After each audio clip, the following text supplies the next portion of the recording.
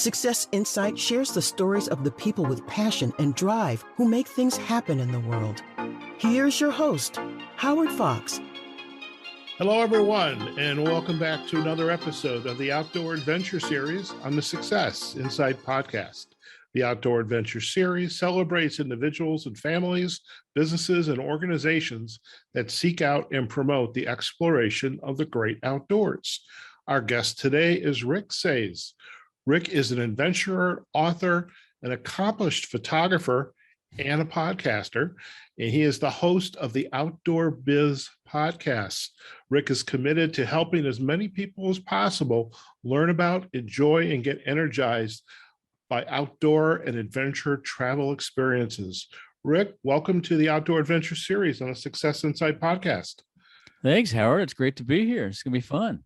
I no doubt will. And, for our listeners, as usual, in the spirit of full disclosure, I met Rick at the Outdoor Adventure Writers of Outdoor Adventure Writers, the Outdoor Writers Association of America's annual conference in Vermont early in this past August. And Rick is, as I had shared in the notes, a podcaster. And I thought, what a wonderful opportunity to bring another outdoor adventure enthusiast and a podcaster, really to kind of hear his story and what has driven him in this direction. So Rick, once again, thank you.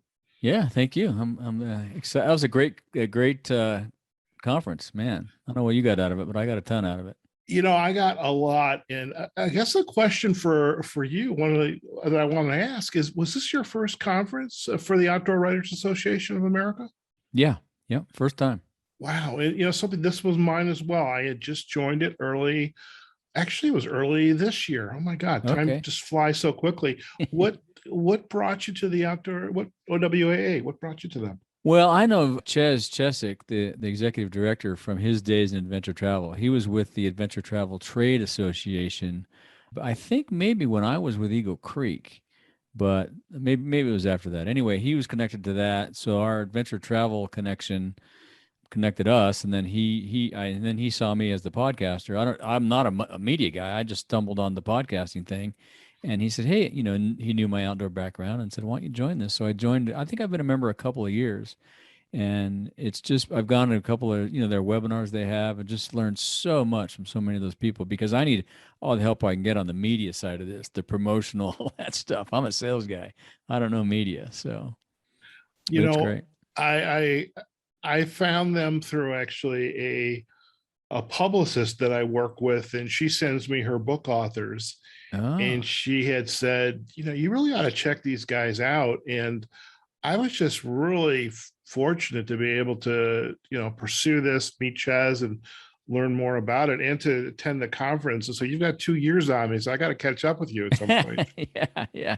Well, I've only been to one conference, but some of those webinars are great, and they're great, after going to the conference, it's just all great people. So it's all. I thought everybody was really nurturing. It's like, what do you do? How do you do it? What can I do to help you? Yeah. And that's what I like. There's so many conferences. I mean, again, as you said, you're a sales guy, and you go to a conference, everybody's trying to get you to buy something. Yeah. No, that was great. I enjoyed it a lot. Looking forward to the next one. Me too. I'm going to figure out how to get to Casper. Like Vermont is not an easy place to get to. Okay, I can drive to Casper. It's a couple days, but it's a beautiful drive, and I can fish along the way, so I'll drive. Oh, that's not bad. I think I'm about 12 hours, so I may just do that myself. Yeah. Well, listen, for our listeners, I'd love if you could share a little bit about your background and how you got into the outdoor space and the world of photography, and eventually we'll get to the podcasting, but, just definitely want to hear that journey of yours. Yeah. I got into the outdoors as a kid. I mean, my grandfather hunted and fished, and my family camped. We had a 1959 Airstream trailer when I was growing up. And so we take that out on weekends, camping and stuff. So I've been camping and fishing and hiking and hunting since I was a little guy. And in school, I was pretty good at architectural draftsing in high school, won a couple of awards, and was originally planning to go to school to be an architect. And the school's program had a great program, Cal Poly Pomona, but in order to get in, you had to take the as a freshman, it was impacted. You couldn't get in as a freshman. You had to wait a couple years and do all your general ed stuff. And I went to a high school where I was fortunate enough to get A's and B's without taking a book home. So I didn't know how to study. Oh my. So went to college, basically was, getting horrible grades. And the school said, look, you need to go get your grades up and come back and see if you're serious about this, or we're going to kick you out. So I left the college and went to a junior college and took a wildlife law enforcement class and an environmental biology class. And that's when I really got exposed to, I would say, the professional educational side of the outdoors. I didn't realize you could get a degree in outdoor recreation or anything. And the wildlife biology class was phenomenal because the guy had slides of Glen Canyon before it was flooded. And so he showed those slides and saw the beauty and whatnot. And I was thumbing through the Cal Poly Pomona catalog and saw outdoor recreation and realized I can get a degree in outdoor recreation, and went back and switched majors. And I thought my dad was going to kick me out of the house, but I struggled through it and ended up getting a master's degree in outdoor recreation. And that just sealed the deal for me as my love for outdoors. And through that, I was teaching at a part of the thing when I graduated college was I had to do an internship. And I did it at a 6th grade outdoor camp in San Diego, where you taught outdoor educational courses. And then the teaching schedule is you have summers off. So one of the guys I was teaching with asked me if I wanted to help him run an outdoor camp up on the Kern River, the Kern Plateau in the Eastern Sierra. And I said, yeah, that sounds great. He says, well, the only thing is you have to go to their river guide school first. It's a river guiding company. I said, oh, well, okay, twist my arm, So I go learn how to become a river guide and was just hooked on that. So I river guided for 6 years, ended up not doing the camp with him. And then the camp didn't end up going anyway. And then through river guiding, some buddies and I opened a little retail/guiding shop in Kernville. And we guided and did mountain bike trips and rock climbing trips and rafting trips and whatnot. And the summer ended and we were going to have a little retail shop. And they said, well, you used to work at retail. I worked at Adventure 16 down in San Diego on weekends while I was still at the outdoor school. And they said, why don't you go to the outdoor show and figure out some stuff for us to buy in the store? So I thought, okay, well, I'll go see what I can do. So I went up there and through friends of friends met the group that was bringing the brand Montbell into the U.S. for the first time back in 1989. And long story short, they ended up hiring me as a sales rep. So I left the river guiding little outdoor shop and became a sales rep for Montbell. And that got me into the outdoor industry side of things, the retail wholesale business, and as a sales guy. And then from there, I, left Montbell and worked at Eagle Creek and customer service and ended up as sales director there. I was there for 10 years. I ran the brand Dana Design for a couple of years, great backpacks. I worked at Low Pro camera bags. I'm into fly fishing. So I had a stint with Umpqua Feather Merchants. So a bunch of different outdoor brands for, I'd say 20, 25 years as an outdoor sales guy, which was great. I mean, it's just fantastic experience. And then sorry, go ahead. I'll stop. No, I was just it's amazing how one thing just built on another with you. Yeah. Yeah. Pretty incredible. I mean, it was just a fortuitous calamity, if you will, just you lose one job for one reason or the other and you stumble into another one. And I got laid off from Low Pro. The camera bag business was struggling for a while. The photo business is really, it's a challenging business. And Low Pro they were owned at the time by a VC firm and they were in the process of selling to Viatech, who owns them now.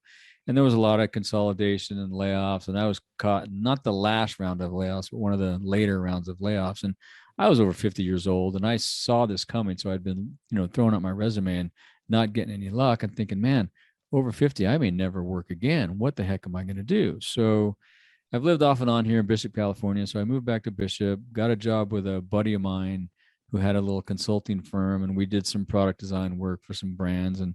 And while I was working at Low Pro, I was living in Alameda and I had a 45-minute one-way commute. And that's when I started listening to podcasts. I hadn't listened to podcasts for a while. Okay. And I listened. And then back then, that's when Tim Ferriss was real big and Pat Flynn and all those guys, John Lee Dumas, they were just becoming the celebrities of podcasting. And Pat Flynn had how I built this, or no, that was Guy Raz. But Pat Flynn had a podcast where he talked about all these businesses people started. But the Tim Ferriss Show was my favorite one. He wrote the 4 Hour Work Week. Oh, and I yeah. thought, Great book. great book, great podcast. He goes long sometimes, but he interviews all his buddies that he runs around with. And I thought, Tim just talks to all his friends. I could talk to all the people I know in the outdoor industry and start an outdoor podcast. Sure. So I did a little research and realized that at the time there weren't that many outdoor podcasts. And I wanted to create a unique angle. So hence the biz part of it, and the outdoor biz, I can get the advice and tactics and things that everybody uses, from sales reps to brands to whatever, to product designers. So, and I kind of followed the Tim Ferriss prescription. He had some training and education on how to get started. And he said, don't go buy a bunch of equipment. Don't go commit to doing 200 episodes. Just test drive it, see if you like it. So I had some recording equipment. I had a few friends around locally that I could interview. So I did 3, 4, 5 episodes, and I loved it. It was just so much fun. And here we are this week. I just dropped episode 301, drops tomorrow. So it just turned out to be a really good thing for me. That's fantastic. Now, 301, this is cumulative since you started, or? Yeah, every Tuesday. Yeah. Okay. So I'm trailing you just a little bit, but that's okay. It's not about the number. Oh, it's not. Something what I love about it, and I say this almost after every episode, is like, wow, I just learned something new today from someone. And I look at it as every time you have a podcast, you're building a new relationship. Yep. And that's what is, to me, phenomenal about, this medium. So as you got involved with the podcasting, what level of effort was involved with, producing this? Because a lot of people, as you well know, and again, I'm probably talking to the choir now, is, they come to you potentially and they say, hey, I'd love to be on your podcast. Yeah. And they have no idea the level of effort that goes into producing the podcast. Yeah. Which is mind-boggling to me.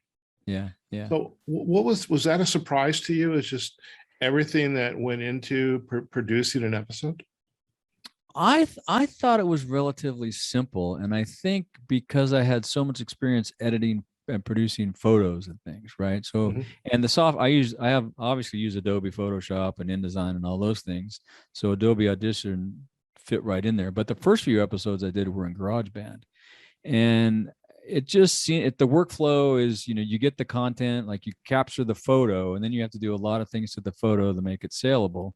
Well, you capture the audio and you have to put it together this way. And some of the early training out there, and if you listen to enough podcasts, you realize, okay, somewhere there's music in there, somewhere there's an intro and an outro. And so, you can figure that out pretty quick. So it was really, I thought that part was pretty simple. And I had no problem getting guests. I mean, it was just, I shouldn't say that. In the early days, the outdoor space didn't really know or line up the podcast. The outdoor industry had the same challenge, I think, when websites were a thing. I was a sales guy at Eagle Creek when websites were a thing, or becoming a thing. And we were trying to convince retailers that, you need a website. That's another sales channel for you, So that was a little bit like pulling teeth way back in the early days. Now everybody's got a website, but the same thing was happening to some of my guests. Well, I don't know if I could be on a podcast. I said, no, just come on. It's just like you. It's just a conversation. We're just going to chat, and being a sales guy, I have, I guess, this learned ability to ask a bunch of questions. And I'm just curious as a result of all those sales years, so the interviewing part, I was surprised at how natural that came. I thought that was going to be my biggest challenge. I think that's really interesting, because my background years ago was IT. And as I tell people, I'm a recovering IT business consultant, but as a coach, I'm used to asking questions. Yeah. And there's a natural curiosity. And I think it's the same, for you. You're used to having a conversation, as a sales guy, you're used to helping your client really articulate what their needs are. What are they looking for? Problems they're trying to solve. Yeah. And with your podcast, the Outdoor Biz Podcast, it's kind of like deconstructing the journey that your guests have gone through, how to bring this product to market. I think that's very interesting. Yeah, and I really wanted to share the story of these folks too, because we all have not only wonderful, interesting adventure stories, that part of it, but some of the things that some of these guys have done. Like, I've been fortunate to interview founders of brands, iconic brands like Eagle Creek and, people that are just created the industry. Because when I got started in the industry, I remember the first few trade shows were still tiny little trade shows in the bottom of the Reno Hilton. They weren't these big, massive things at the Denver Convention Center or Salt Lake City Convention Center. They were pretty tiny. And now it's a multi-billion-dollar business and influences politics and all kinds of things. So my career grew up along with the industry itself. So that was pretty cool. As you are bringing guests onto the Outdoor Biz Podcast, again, you got a lot of contacts in the industry. What's their, I don't know, the questions that did they come to you with? This is what we want to get out of it, or hey, I've never done this before, or this is new for us. How are you helping them navigate this new medium?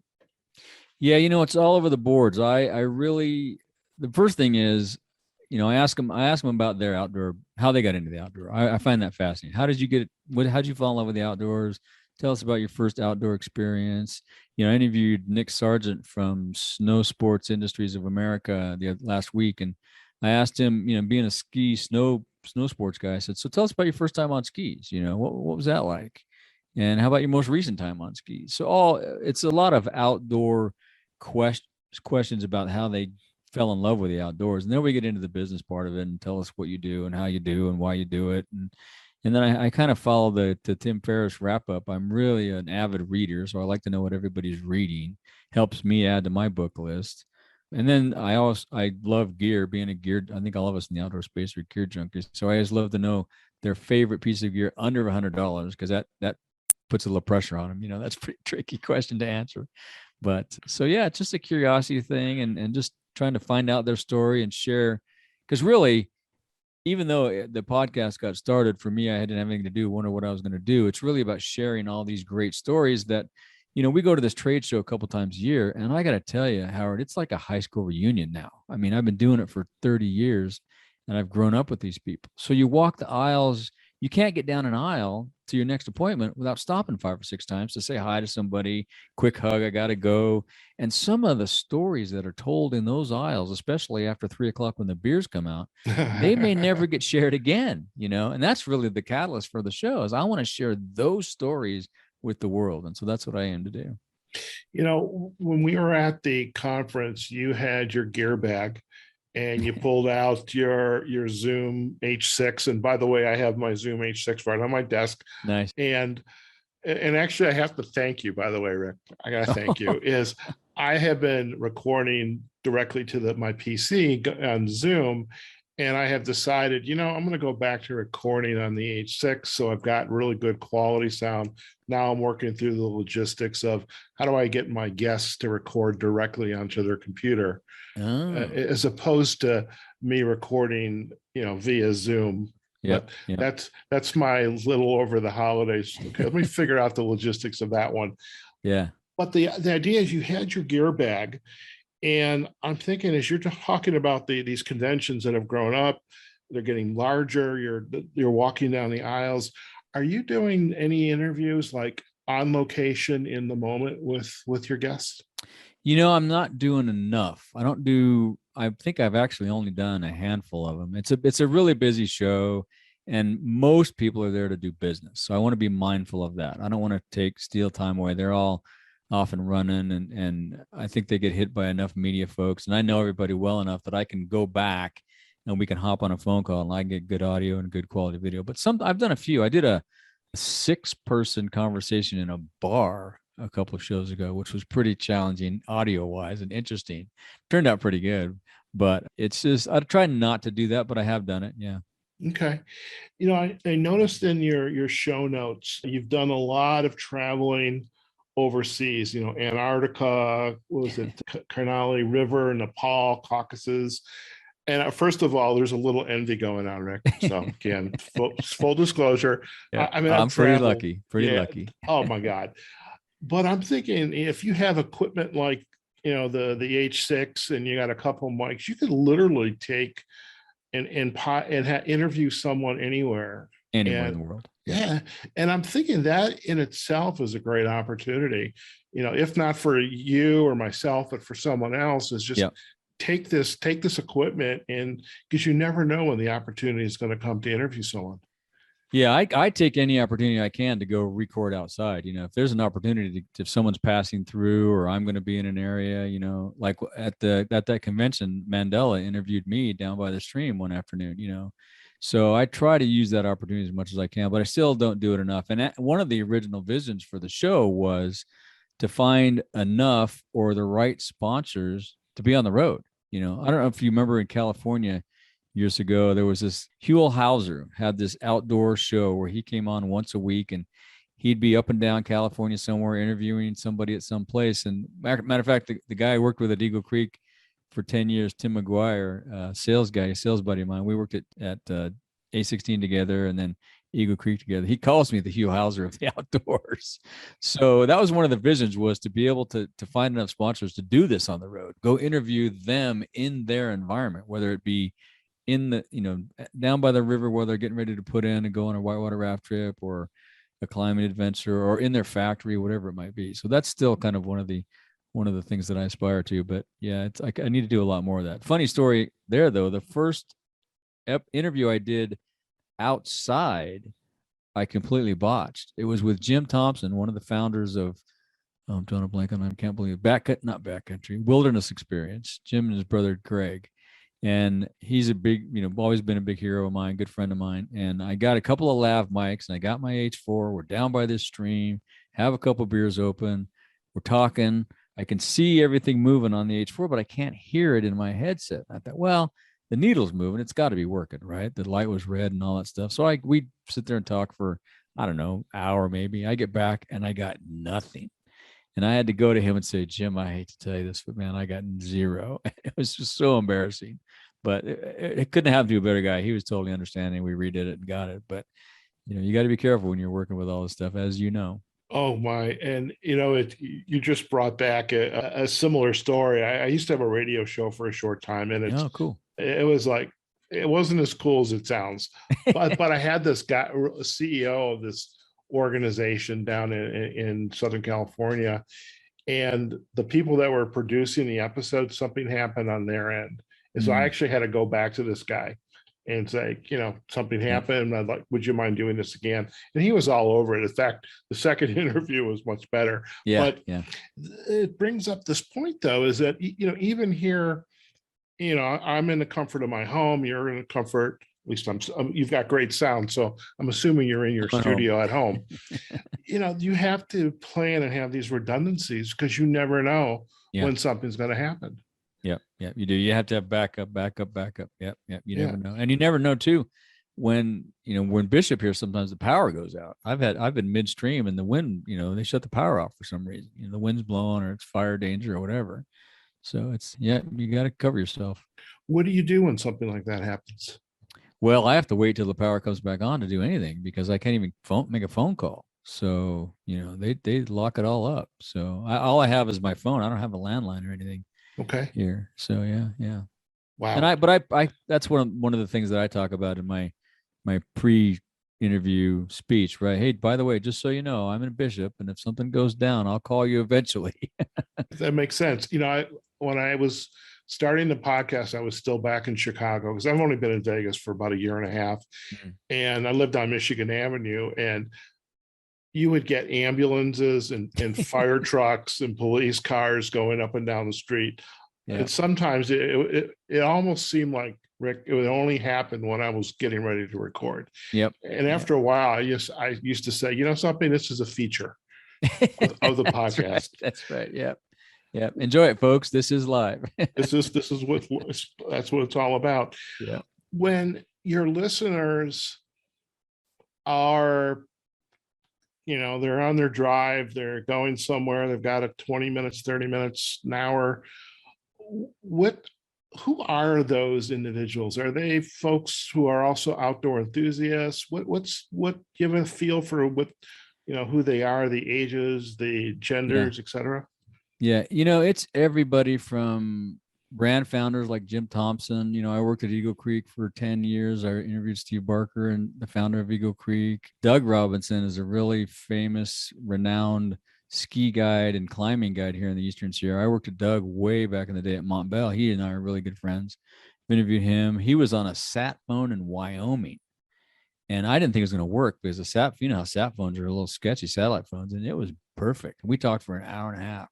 So, and then it's also, people on the marketing side of a brand, they're marketers or sales guys or product designers, other media folks, PR folks, authors, just photographers. I cover also, I've worked in the traditional outdoor business with brands like JanSport and Eagle Creek. Eagle Creek connected me to the adventure travel industry.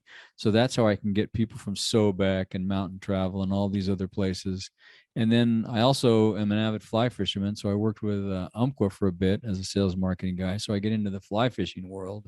And as an outdoor photographer, I end up working at Lowpro. So I have access to pretty much everything that touches the outdoor space. And I think now it's a lot easier to get guests now that podcasts are a thing than it was 3 years ago when I started. And now it's really people just say, yeah, it's a matter of finding the time because everybody's so busy, That was going to be a comment is it seems like today people are more willing to be on the podcast, though sometimes I think it's still difficult because there's this hesitancy. Maybe they've never thought about it and they're not ready to, put their foot in the water. How do you, if you have a guest that I want this guy, woman on the podcast, I know them, but you're having difficulty getting them to say yes. Is there a technique you use to, kind of ease them into this? Because it's such a wonderful opportunity. At least that's my perspective. I agree. I haven't had that challenge. The challenge for me is all about timing, right? But I think one of the things is everybody hates the sound of their own voice. And a lot of people also are a little shy. They don't like to promote themselves. They don't like to talk about themselves. And some of the things I tell people is, first of all, your voice is our voice. Don't worry about your voice. Your voice is going to sound fine. Nobody likes the sound of their voice. And when they hear that kind of, because I haven't met anybody that did, everybody doesn't like it. I've come to like mine now that I've heard it so many times and everybody's getting me such great feedback, but most people don't like that. And then the other thing I tell them is, look, it's not really, don't think about it as you're talking to the world. You're talking to me. It's just us. Pretend we're in the aisles of outdoor. We have a beer, outdoor show. We have a beer. We're just chatting. And some of the questions I have, I think, breaks the ice. How'd you get into the outdoor industry? And they start talking about trips and adventures and the gear piece, So it's a way to help them get along. Once you start getting them to share their story, it's so much easier, I think. Yeah, exactly. Yeah. Where do you see your role as a professional podcaster, an accomplished podcaster going, in the coming years? Because you and I at the conference, you had your aha moments, I had mine. Yep. Where do you see yourself going within this podcast medium? Well, I have a couple I think the first thing that I'm trying to do at the moment is really get the outdoor adventure industry more excited about podcasts. There are more now than there were when I started, but I really think that especially the outdoor lifestyle industries, whether it's outdoor or some other sports or action related activity, people don't always have time to go watch your YouTube video or read your blog post on your website. It's important that you do all that, but I think the other thing is a podcast is something that those of us that are really active can listen to anytime. We don't have to be near a computer. The internet can be down. The power can be off. And as long as we downloaded it to our phone, we can go listen to it any place, anytime. So I think that's one of the huge opportunities. And, I think we've confirmed podcasts are a thing. There's 1.5 million active podcasts in the US and 16 million listeners. So it's a thing. And, online folks or active folks and podcasters typically are more likely to subscribe to Netflix to subscribe to Netflix and Amazon Prime, meaning they're going to watch other video through those channels and probably less likely to be exposed to television advertising. So podcasts are a good place for people to advertise. They're pretty affluent, they have a pretty decent income. And one of the things that if you go Google I think it's I'm drawing a blank on the media, but Edison Infinite Dial Research. Go look up that Edison Infinite Dial Research, and Apple has some research, and you'll find that some of the things that they say is, and they're interviewing listeners, and listeners say that they're more likely to follow companies and brands that they've heard on a podcast because it's an authentic endorsement. It's not an ad. They talk about a product, or it's endorsed by me or endorsed by you as a sponsorship opportunity. So I just think there's many ways that brands and businesses, even small businesses, can benefit from a podcast. And it's not that hard to produce and pull off. And you don't have to do it. You can get your staff to do it. It could be a different staff member every week. You can do a show once a month. You don't have to do it every week. It's just, and your voice, there's nothing like the human voice. I think your voice is your most important superpower. It's just the opportunity for them to hear directly from you is huge. So, yeah, it's very insightful. Have you thought about incorporating video into your podcast? Yeah, I thought about it. I haven't done it yet because it's I don't know how to edit video. I edit still images. That's why I don't shoot much video, because I really don't have it. I don't have the time or the space. That's a lot of time. And again, it just goes back to that voice thing. I think your voice is just the most powerful thing you have. You can hear inflection, you can hear tone. Just by hearing someone's voice, whether they're excited or upset or mad, whatever it is. So I think I'm all about the voice right now. Maybe that'll change, but I was at a Wisconsin Outdoor Communicators Association, WOCA. So Dan Small, Patrick Durkin are members of that organization, and also OWAA. And there was a gentleman at the conference who was a fly fisherman, and his hobby was tying flies. Yeah. And so we had agreed that we're going to do a podcast, but he also wanted to do have the visual. So I think we'll end up with a Zoom interview. Yeah. And for tying flies, you're probably going to need some video. Yeah. Yeah, definitely have to have that. Yeah. Rick, as you look back at your career, you and I we're in the same age range. Yep. Close We're in the enough. neighborhood, I'm sure. Yeah. As you look back in your career, any surprises for you? Like, wow, and this is, never expected that to happen? Or is this like one, circumstance after another just kind of builds and just create opportunities along the way? Yeah. The whole thing is just, I feel so lucky because, as I said, I was going to go to school for architecture. That was the thing. My sister's an attorney. I remember sitting around the table 2 times. I thought my dad was going to kick me out of the family. Once was when we came back from touring the steel mill in Fontana, California, and my grandfather and him sat me down and said, "Okay, we'd get you a good job out there." And I'm like, there's enough money in the world that would get me to work out there. It was a hot, windy, sweaty day. And I'm like, no way. And then I came, back from college and said, I'm going to change my degree to outdoor recreation. And I thought, I'm done. I'm out. He's going to kick me out. I'm not paying for anything. And we were a blue collar family, so we all paid our way a lot of the way. But from being a river guide and an outdoor 6th grade camp teacher to being the director of sales at Eagle Creek, and some of the great brands I worked with and great people I met, and some of these associations, whether it's an outdoor industry association or OWAA, and all the great people. It's just one big serendipitous moment, seems like to me. It's been great. I love it. As you kind of take stock of what you've accomplished, where you're at today, are there some adventures that are still on your bucket list? Oh man, yeah. I've been to every continent but one, so I need to get to that one continent, Australia. But yeah, I've been to all those continents. I've got to trek and fish and hike and do all those things all around the world. I caught a rooster fish on the fly this a couple of days ago down in Loreto, Mexico. That was one of the bucket list items. But there's so many. Whether it's an iconic photo that you want to capture, or a fish that you want to get, or one of those just iconic places, that you want to go experience for yourself up close and personal. It's just, I don't have it all listed out, but there's so many places in the world to see, just amazing. Well, what I love is that, just your background and the fact you have traveled and with, and the adventures that you have taken people on and helped people through these products, you definitely have a worldview. And that I think is so important, because so much going on, around this globe, and, good travel, taking care of the environment. And there's a lot of opportunity for somebody with your expertise just to.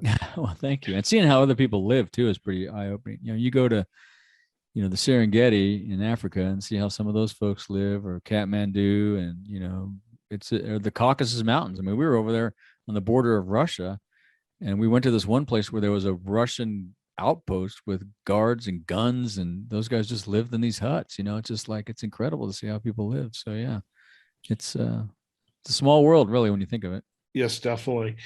Is there a website or online journal, perhaps a book, that you could share with our listeners? We kind of call this the insight to go, for our listeners, and try to do it almost every show. And it's just something you would leave for our listening audience, some insight or recommendation that you guys got to check this out. What would come to mind for you? Oh man, so many books. Let's see. It would either be a book or one of my insights, I think.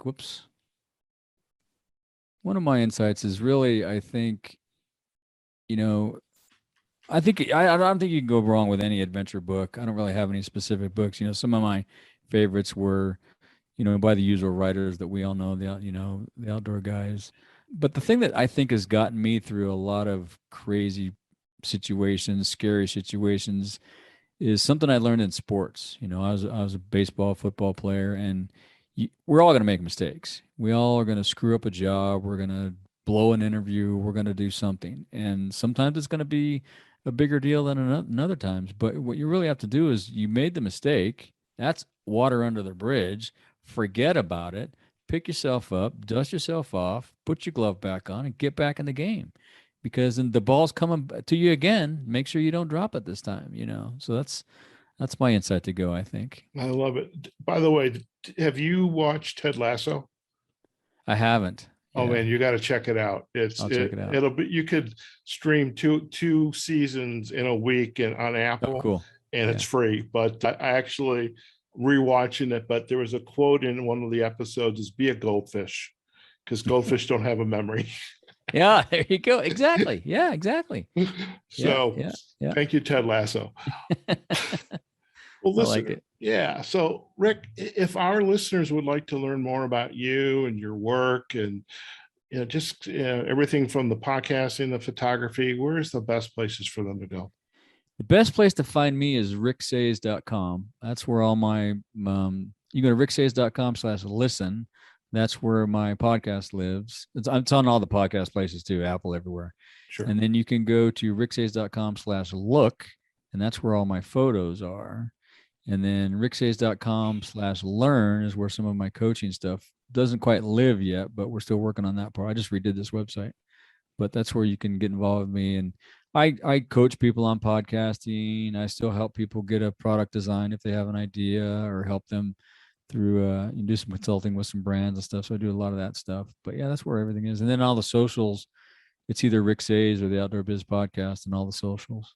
Okay, sounds good. Well, we will definitely provide the backlinks to the website, cool. ricksaez.com, as well as to your social sites.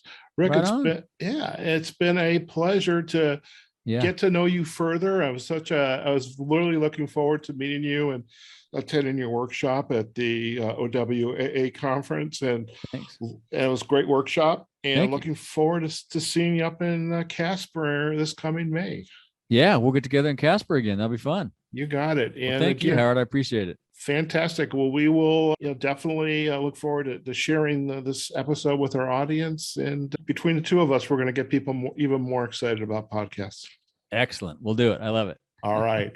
Okay, folks, we have just been chatting with Rick Saez. He's an adventurer, author, an accomplished photographer, and a podcaster. He's the host of the Outdoor Biz Podcast. And what a pleasure to hear from Rick and have him share his journey from deciding, I'm not going to go into architecture, and found his way into the outdoor recreation space and then sales, and then ultimately into this really being a podcasting superstar with wonderful series, the Outdoor Biz Podcast. And do you want to check those out, and just some great interviews with some of the leading products and the leaders of those companies to really get some insightful information and about not only how they got into the outdoor space and their journey, but really about the products that they are making available into the outdoor folks just like me who, where if you're a fly fisherman, a photographer, a camper, there's a product just for you. As far as Rick, do check him out on his website, ricksaez.com, and we'll provide that backlink, and you can then get to his photography, his classes, as well as his podcast. And you'll also be able to get links back to his social sites as well.